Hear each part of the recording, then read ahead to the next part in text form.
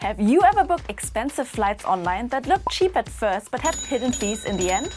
Or did you accidentally subscribe to a paid online service? It probably wasn't your fault. Many websites and apps use tricks that make you do things you didn't mean to.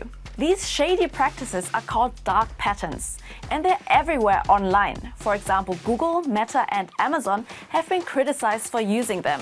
How can you protect yourself?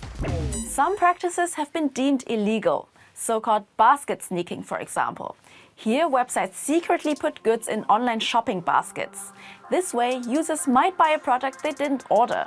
But many of the dark patterns tactics are in a legal gray zone. So, as users, we need to be aware that online companies try to manipulate us all the time. Here are 5 very common methods. Fake urgency. With a fake time limit or a fake limited supply, the user is pressured into buying something quickly. Next time you're booking a hotel online and it says only 2 rooms left or that demand is exceptionally high, relax. This information is most probably fake, and you should generally mistrust offers that only last 5 minutes with a displayed countdown. Hidden costs. This is common when booking flights online, for example. Or think of exorbitant shipping fees you only discover at checkout. It's not your fault you didn't know about these additional costs. Companies intentionally hide them from you and hope you pay them anyways, because you've already invested time in the booking process. Hard to cancel.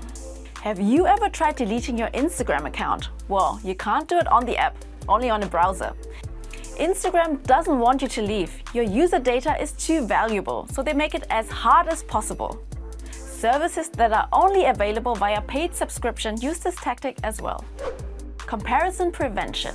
Due to a complex design and only little information, the user can't easily compare products. You've probably seen pages like this one before.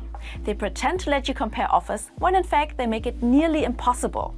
In this case, if you want to see the lowest price option, you have to press the button at the bottom of the page. But that will only lead you to another window that doesn't show the other prices and offers. Always remind yourself, this is not a design flaw, it was done on purpose. Trick wording. The user makes a wrong choice because of confusing and misleading language. Imagine web designers saying, users didn't click the buy button, let's change the caption. Okay, that's a bit simplified, but fact is, it's much easier now to manipulate users than it was before the digital age. You might think this is nothing new. Advertising companies have been working with false promises and manipulation for decades. True, but the internet takes this to a new level. Online retailers can precisely monitor how we behave on their pages and apps, and they can quickly adapt their user interfaces in a way that works best for them. Governments and consumer rights groups are trying to create a legal framework of what should be regarded as fraud. The EU already has laws in place. There have been big lawsuits against dark patterns.